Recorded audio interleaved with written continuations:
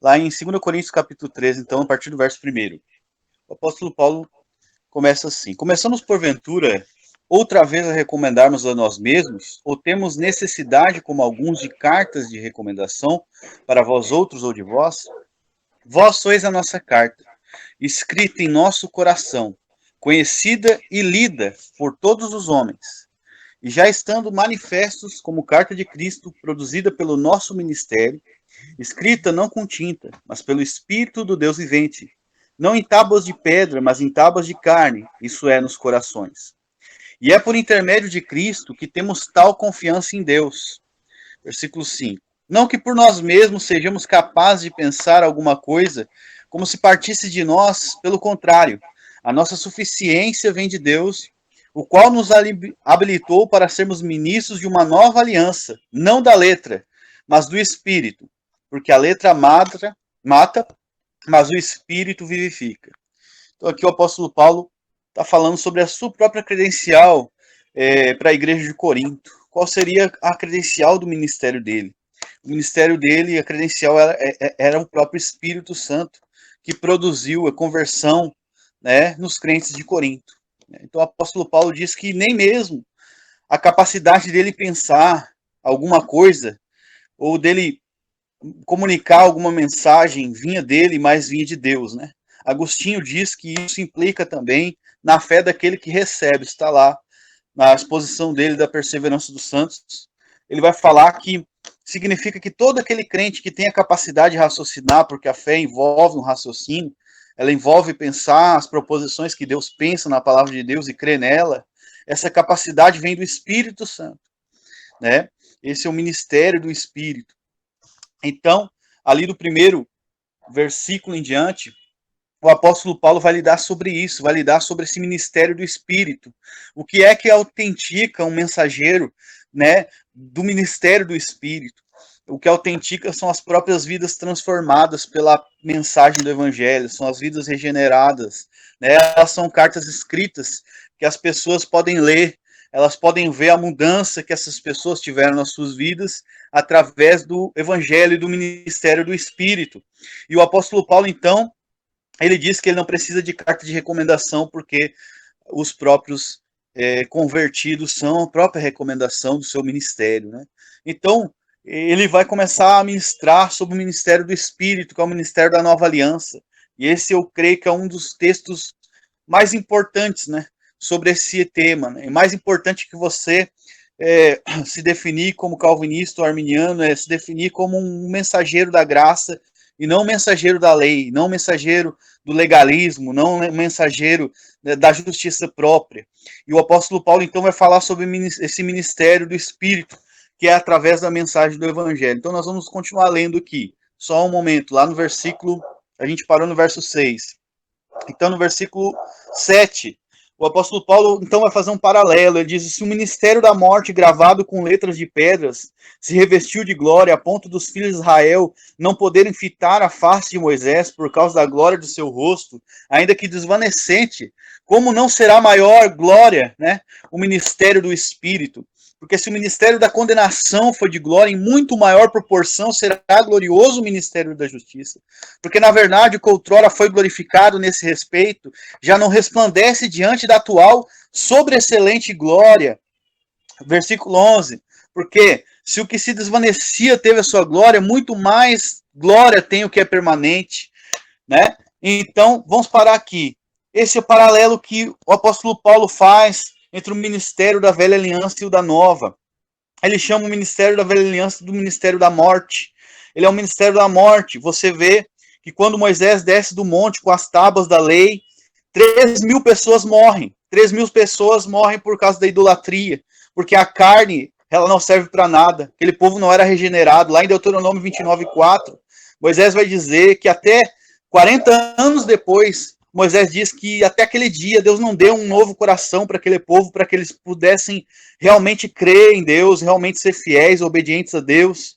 Então a lei, quando ela desce do monte Sinai, quando Moisés desce com a lei, 3.000 pessoas morrem. Porém, o ministério da justiça, o ministério da vida, que é o ministério do Espírito, quando o Espírito desce, 3.000 pessoas são batizadas e recebem vida. Ao contrário da lei gravada em tábuas de pedra, ou seja, a lei era gravada em tábuas de pedra ou gravada em pergaminhos, né, como o Antigo Testamento, e as pessoas tinham que obedecer aquela lei. Agora, a lei é impressa dentro do coração do homem, soprada para dentro do coração dele pelo Espírito Santo. Esse é o ministério da graça, esse é o ministério da vida. Não é algo forçado, não é algo que o homem pode fazer com a força do seu braço, é algo que só o Espírito Santo pode fazer. E no dia de Pentecostes, em contrapartida com o Monte Sinai, 3.000 pessoas recebem vida. 3.000 pessoas se arrependem. 3.000 almas são levadas, então, ao arrependimento pelo ministério do Espírito. Ao contrário do ministério da morte, da lei. Mas então a lei é mal? Não, a lei não é má. A lei não é má, mas a lei é santa e boa, mas a nossa carne, ela não pode submeter à lei de Deus. Então é preciso que a lei do Espírito da vida nos liberte da lei do pecado e da morte. Essa é uma obra que somente o Evangelho da Graça, com a justificação pela fé, né, não por obra humana pode fazer. Isso é um trabalho que somente o Espírito Santo, é um trabalho sobrenatural, é um trabalho que só Deus pode fazer. Não é um trabalho que o homem faça, essa regeneração. Então, esse é um primeiro paralelo. Depois ele vai falar sobre o ministério da morte, gravado em letras de pedra. Depois ele vai falar que esse ministério da condenação, ele fala em outro, né, no outro versículo ali, esse ministério da condenação foi de glória. Quanto maior será o ministério da justiça. Quando a gente pensa em justiça, nós pensamos já em condenação, nós pensamos já, né, em ira, mas por que então que o ministério da lei é contrastado com o ministério da condenação, o ministério da graça com a justiça? Porque é a justiça daquele que crê, não é a sua justiça própria, é a justiça de Cristo. Esse é o ministério da justiça. É a justiça que vem pela fé, é a justiça que não vem da força humana, é a justiça que não vem do legalismo, é a justiça que não vem da moralidade humana, da força humana, da minha capacidade de ser bom. Ela é uma justiça que Jesus fez, que Jesus pagou por mim na cruz do Calvário, e por ela eu sou justificado, eu sou declarado justo diante de Deus. O outro ministério da lei, ele só conseguia me condenar, mas esse ministério novo, esse ministério da graça, ele consegue me justificar. Por isso que a lei é o ministério da condenação, porque a lei, ela não consegue aperfeiçoar ninguém, a Bíblia diz, mas a graça e a verdade vieram por meio de Jesus Cristo. Ela entra dentro do seu coração, ela te transforma, ela te justifica, ela te declara justo diante de Deus, ela imputa a justiça de Cristo diante dos olhos de Deus. É como se Deus vesse o próprio Cristo quando olha para nós. Então nós podemos ter muita confiança, e Paulo vai falar sobre essa confiança. Esse paralelo entre os dois ministérios é muito importante, não para dizer que a lei é ruim entre si, a lei é boa e santa, mas para dizer que a lei, quando entra em contato com a carne, ela não pode produzir vida. Apenas a lei do Espírito da vida, que é a lei impressa para dentro de nós, pela justiça que vem pela fé, pela graça de Deus, é que pode produzir vida. Em contrapartida, o ministério da morte não pode produzir vida. Ele só pode produzir condenação. Quanto mais você ouve que você é incapaz, quanto mais você ouve que você não é habilitado, mais você sente condenação. Esse é o ministério da condenação, essa é a lei. E isso acontece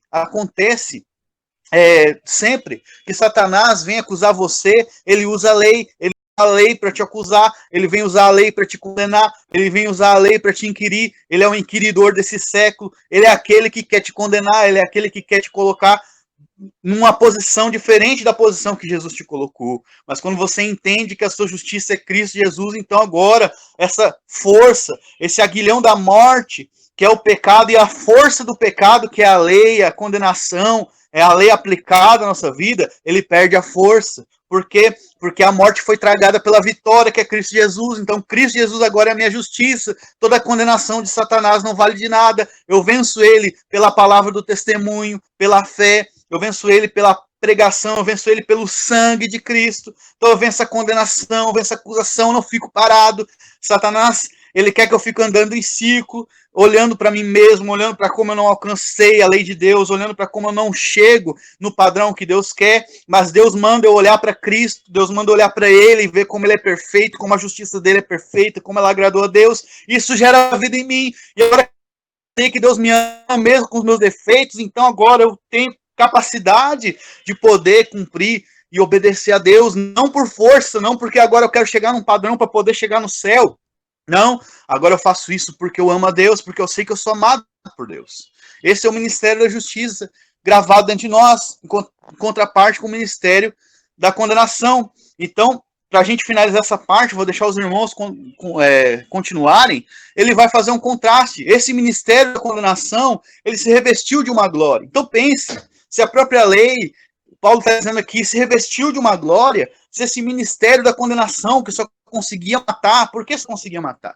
Porque sem a justificação pela fé, claro que existia naquela época já, mas não era uma revelação completa como nós temos hoje do Evangelho. Apenas, como sempre, os eleitos são aqueles que são justificados pela fé, mas não era algo aberto, algo tão claro como nós temos hoje, uma luz sobreexcelente da glória de Deus que nós temos hoje do Evangelho. E naquela época, esse ministério da condenação só conseguia matar, então a pessoa ia lá, Moisés desce o monte, morre 3.000. Então esse ministério só consegue matar, só consegue punir o infrator, mas não consegue mudar a vida deles. Ele não consegue pegar uma pessoa desgraçada, esse ministério da morte, e transformar, porque isso somente o Espírito Santo pode fazer. E isso é uma condescendência, uma graça de Deus.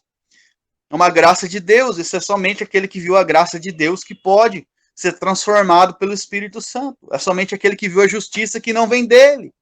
Jó, quando ele é afligido por todas aquelas pragas, aquelas coisas que aconteceram com ele, e ele diz, lá no final, quem me dera ter alguém que mediasse entre eu e Deus. E Eliú também fala isso. Se houver um mediador entre ele, para fazer a mediação entre esse homem que está caído e Deus, que é Jó. A Bíblia diz que Jó era justo. Não, mas claro que Jó não era 100% justo, porque não existe homem que não peque. O próprio Jó fala isso. Mas então, como que Jó poderia ser justificado diante de Deus? Ele precisava do mediador. Ele precisava de alguém no céu, na Assembleia Celestial, quando Satanás viesse acusar ele, dizendo que Deus protegia ele, cercava ele com o sebe, guardava ele. Esse mediador ia dizer, mas eu paguei, é tudo pela graça, eu paguei pelos pecados dele, a vida de Jó é minha. Esse mediador ia entrar entre Deus e entre Jó, e entre Satanás, ia dizer, a vida dele é minha. Esse mediador é Cristo Jesus, esse é o ministério da nova aliança, nós vemos ele no Antigo Testamento, por meio de analogias, mas agora nós vemos ele como a luz que vai brilhando cada vez mais, a luz de Provérbios 4:18. Esse é o ministério da justiça que transforma, não é o ministério que condena, não é o ministério que acusa sem apresentar a solução. Existe solução para o pecador, a solução é Cristo Jesus. Existe solução para aquele que peca, aquele que se embriaga, para aquele que está perdido, a solução é Cristo Jesus, a solução é crer no Filho de Deus. Essa é a solução não é punir ele só com uma pena de morte, e só vai levar ele para o inferno. A solução para salvar a alma dele é qual? A solução é que ele crê no Evangelho, que ele se arrependa, que ele transforme a sua vida. Isso é só o Espírito Santo que pode fazer. Esse é o Evangelho que alcançou o apóstolo Paulo na estrada de Damasco, que transformou aquele homem fariseu, legalista, que transformou ele, aquele homem que matava, que perseguia, que blasfemava Cristo, que transformou, no apóstolo da graça de Deus. Isso é o poder do Espírito. É só o Espírito Santo que pode fazer.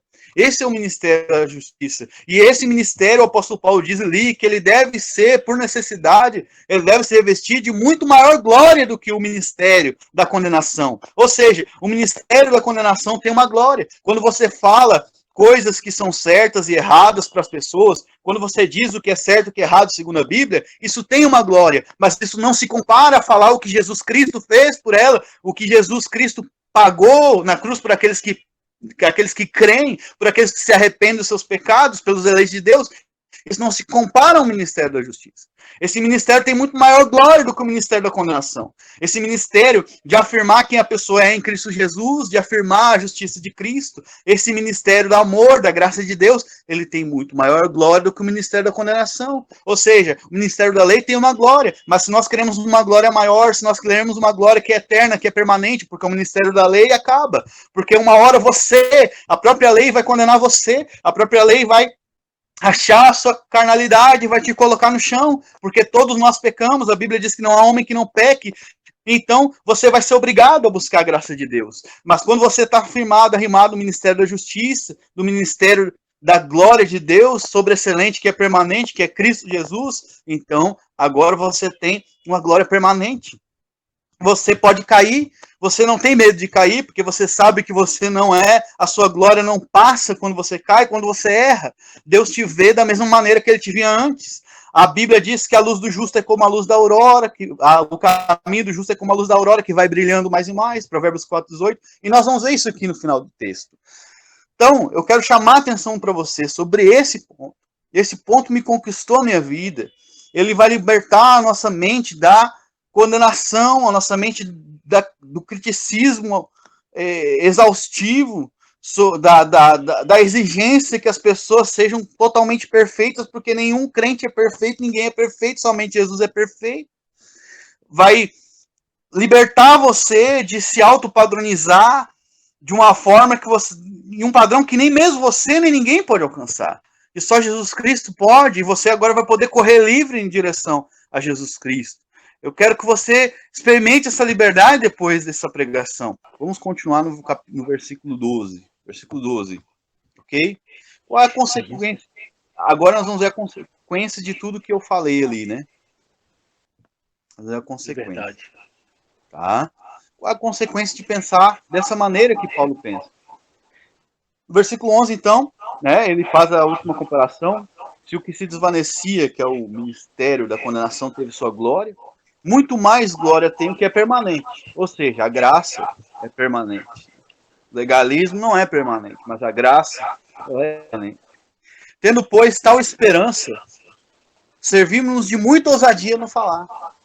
E não somos como Moisés, que punha o véu sobre a face, para que os filhos de Israel não atentassem na terminação que se desvanecia. Mas os sentidos deles se embotaram. Pois até o dia de hoje, quando fazem a leitura da antiga aliança, o mesmo véu permanece, não lhe sendo revelado que em Cristo é removido. 15. Mas até hoje, quando é lido Moisés, o véu está posto sobre o coração deles. Quando, porém, algum deles se converte ao Senhor, o véu lhe é retirado. Agora a gente vai parar aqui, depois a gente vai ler os últimos 2 versículos do capítulo e vamos concluir. A consequência de aceitar essa mensagem, de que nós estamos agora num outro ministério, que não é um ministério da condenação, que não é um ministério farisaico, que não é um ministério do legalismo, é que nós vamos ter, em primeiro lugar, versículo 12, muita ousadia no falar. Nós não vamos ter medo de errar, nós não vamos ter medo de acertar, porque nós sabemos que é o Espírito Santo que está dentro de nós, a graça de Deus nos alcançou, a justiça de Cristo está em nós, então agora nós temos ousadia para falar. Ousadia para falar. É diferente de Moisés, que colocava o véu no rosto. O que ele está falando ali?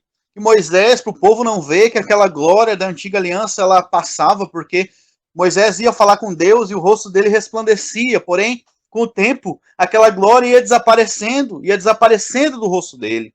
Então, Paulo diz que ele colocava esse véu, isso é Paulo que fala, para o povo não ver que aquela glória acabava. Isso é uma forma de tradição e de legalismo e de hipocrisia, porque toda tradição humana, toda obra humana, ela tenta tapar as suas falhas. Então eu vou tentar tapar as minhas falhas para vocês não verem os meus defeitos. Não vou fazer mais isso. Eu vou ser transparente agora, eu tiro o véu de hipocrisia. Eu sou o que eu sou pela graça de Deus, eu sou falho, eu erro, eu peco, vocês estão vendo como eu sou. Eu sou uma pessoa cheia de defeitos, mas não é eu que vocês têm que ver, é a glória que sai da minha face, porque essa glória é diferente da glória da hipocrisia, da glória da tradição humana que vai indo embora, da glória do legalismo que vai acabando, que com o tempo vai definhando.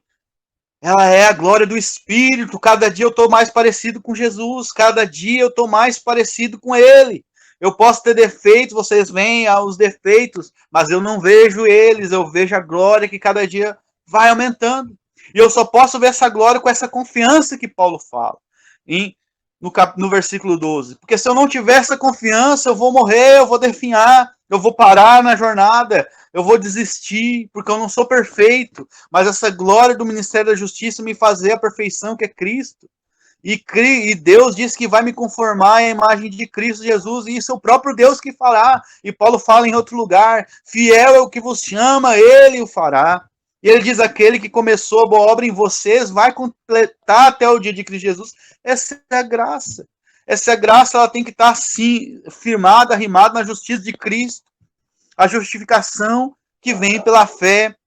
A minha autoidentidade tem que ser a identidade do Filho de Deus. A minha personalidade tem que ser cada vez mais parecida com Jesus. Jesus não tinha dúvida de quem ele era. E eu não posso ter dúvida de quem eu sou. Então isso vai me dar confiança no falar. Eu sei que aquilo que eu penso, eu só penso porque o Espírito Santo faz eu pensar. Aquilo que eu acho porque é aquilo que o Espírito Santo faz eu achar. Então não tenho medo da opinião dos irmãos. Eu exponho a minha opinião, eu digo, irmãos, eu penso assim, eu acho assim, né? Deus, eu creio assim. E eu exponho a minha opinião, eu exponho a minha posição, porque eu penso como Paulo que dizia, e eu também penso que tenho o Espírito de Deus.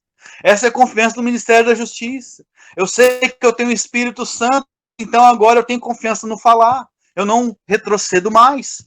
Eu tiro esse véu da hipocrisia, eu não fico me escondendo atrás de uma religiosidade, de um legalismo, de boas obras, de moralidade, eu não fico me escondendo atrás, né, de artifícios e artimanhas. Eu não preciso disso. Eu sou falho, as pessoas podem ver que eu sou falho. Posso ter as falhas que tiver, mas a glória da face de Cristo está na minha. A glória do Espírito está na minha face. E a cada dia vocês vão ver eu cada vez mais parecido com Jesus. E quem não gostou que vai falar com ele, não comigo. É ele que colocou, é ele que disse que ia me salvar. Então é ele que vai fazer. As pessoas que reclamem com ele.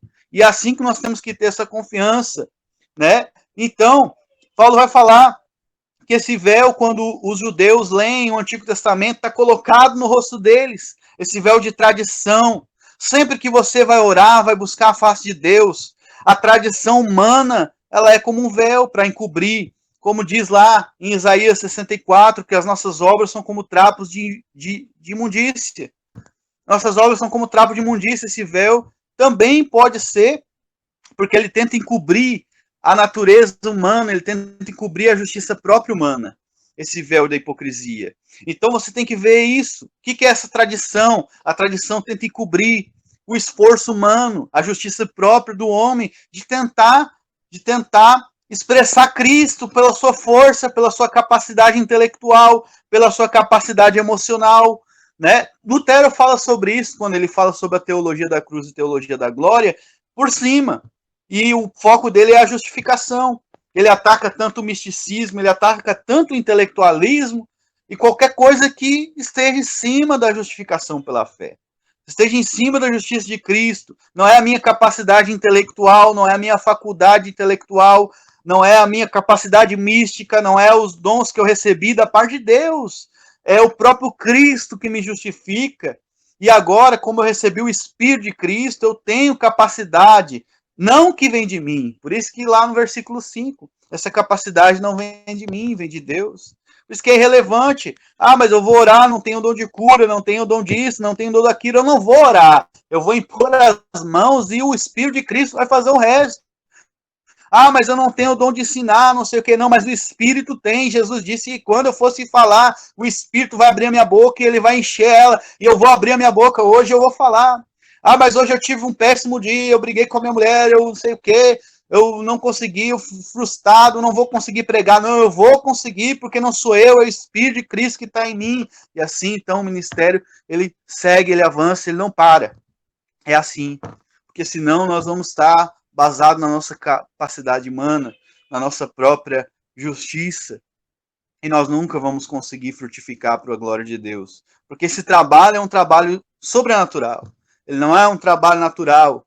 Satanás, ele se opõe à igreja de Deus. As armas da nossa milícia não são carnais, elas são poderosas em Deus para destruir essas fortalezas, né, de Satanás, para destruir tudo isso. Ela não se trata de um esforço humano, se trata de um esforço espiritual.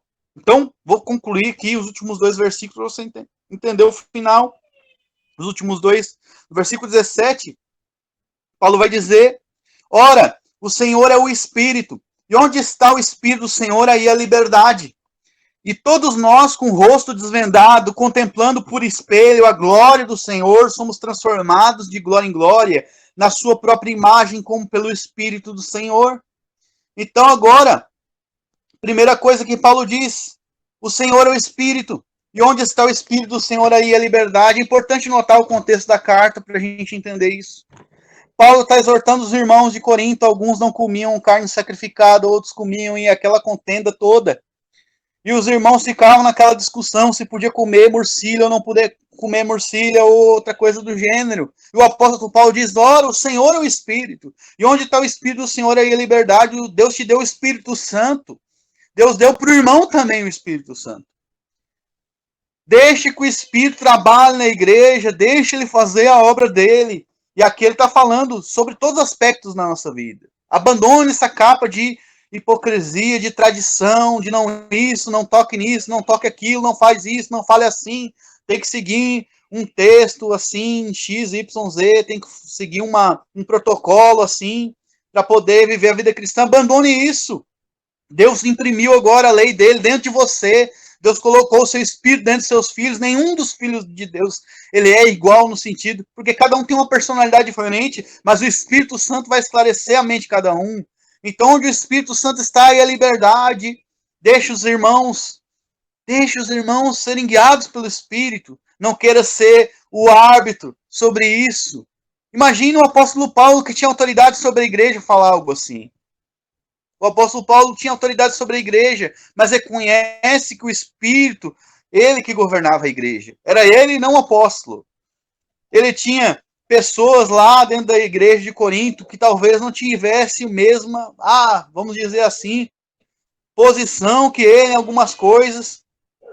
Ele não, ele confiava que o Espírito Santo ia esclarecer. Isso ele fala para os Filipenses no capítulo 3. E se alguém pensa de outra forma, o Senhor esclarecerá.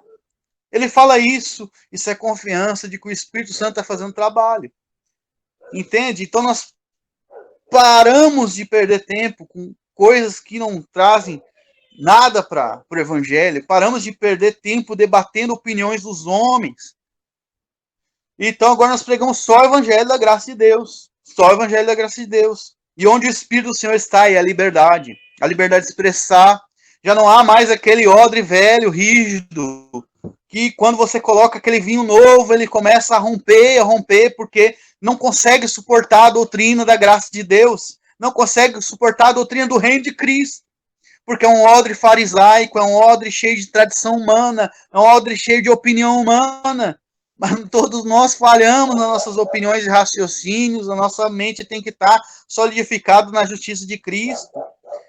E isso mostra a multiforme graça de Deus. Algum irmão pode saber sobre um aspecto da graça de Deus ou do reino de Cristo muito mais do que eu não sei isso. E eu devo dar liberdade ao Espírito Santo para abrir a boca desse irmão e me ensinar.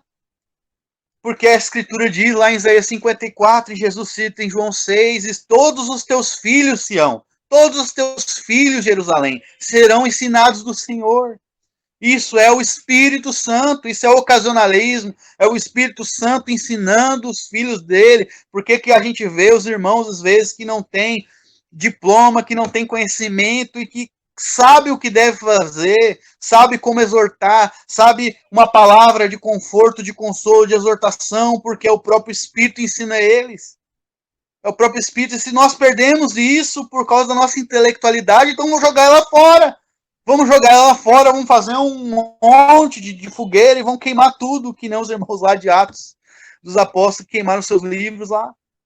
Porque é importante que nós tenhamos na nossa vida, no nosso espírito, no nosso coração, tanto entendimento, né, das coisas, como saber que Deus é que dá esse conhecimento.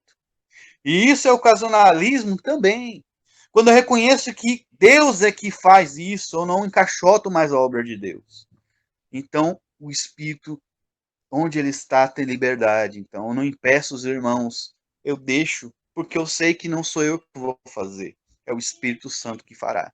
No versículo 18, então, para finalizar aqui, ele fala que todos nós estamos agora com o rosto desvendado. Todos nós. Ou seja, aqueles que creem em Cristo Jesus, sem a tradição, sem a hipocrisia, sem nada disso, somos todos com o rosto desvendado. E agora com esse rosto desvendado, porque Deus vê as nossas falhas, não adianta nós colocarmos uma venda no rosto para os irmãos não verem, mas Deus vê. Deus vê as nossas falhas, as nossas incapacidades. Então agora diante dos irmãos, como os irmãos também sabem que são falhos, nós tiramos o véu do rosto. Tiramos esse véu.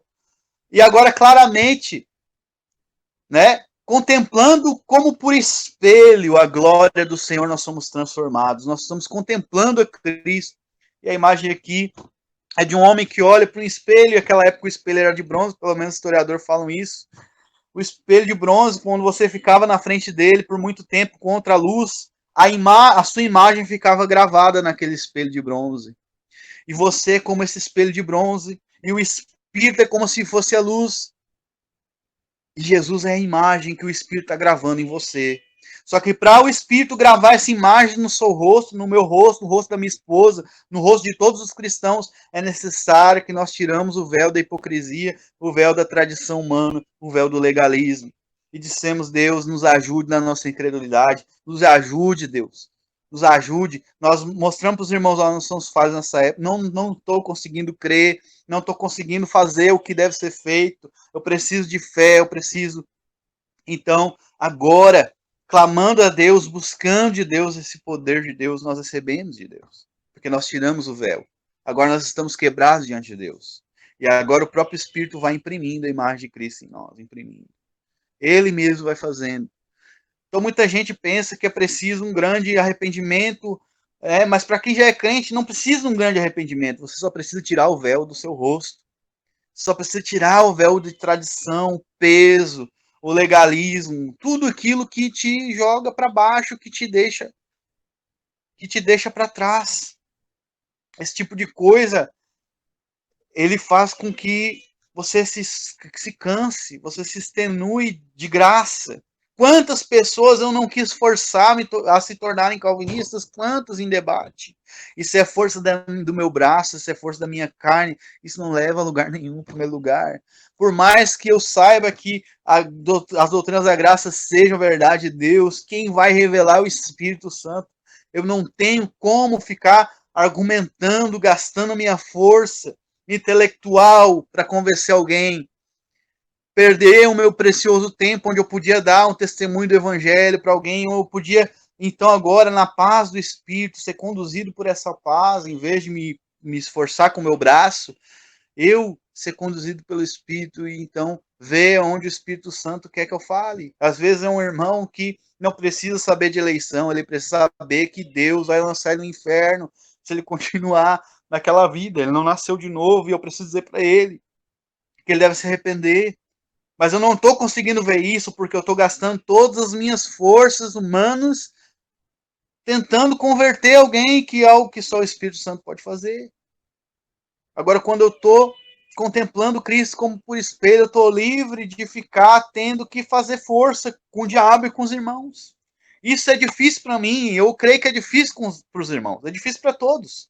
Todo crente acha que é difícil, né? Então você vê lá um esquerdista falando, você fica louco, querendo esmagar ele completamente, você começa a gastar sua energia contra ele, mas e o evangelho?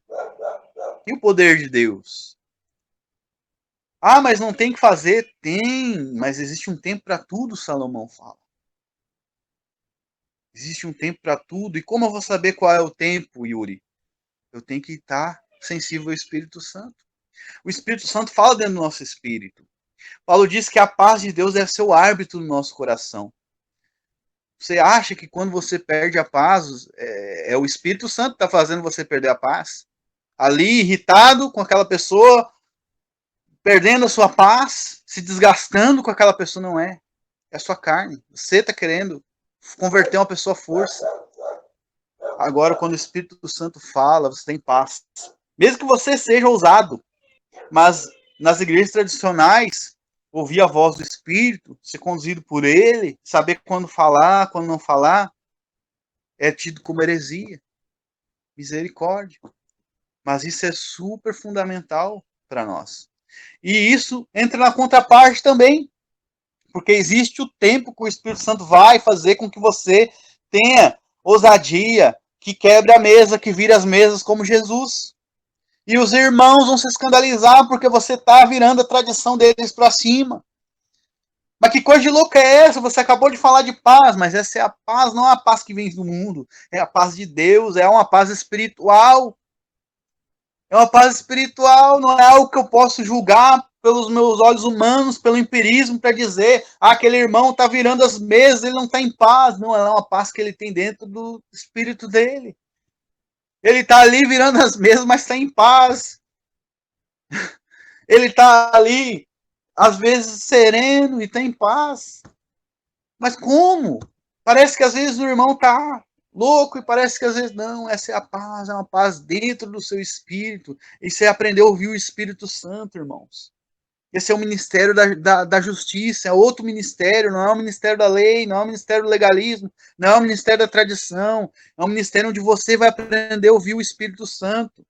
Eu tive crise de ansiedade, tive problema com ansiedade por muito tempo, mas sempre que eu ouvi o Espírito eu fiquei em paz. Quando eu quis fazer as coisas na força do meu braço, que tudo deu errado. Tudo deu errado.